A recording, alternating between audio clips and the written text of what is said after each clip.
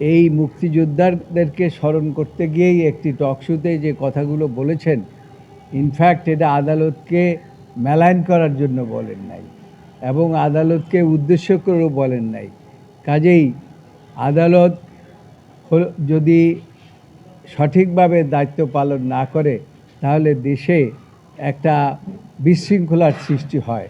এটা মিস্টার ফজলুর রহমান খান ভালো করেই জানেন, আমরা সকলেই জানি।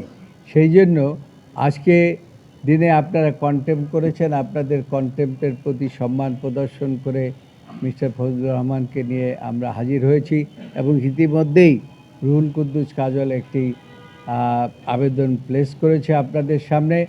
আমি মনে করি যে সব দিক বিচার বিশ্লেষণ করে ফজলুর রহমান সাহেবকে এই যে তার বিরুদ্ধে যে কন্টেম্প প্রসিডিং করা হয়েছে এই প্রসিডিং থেকে তাকে অব্যাহতি দেওয়া উচিত।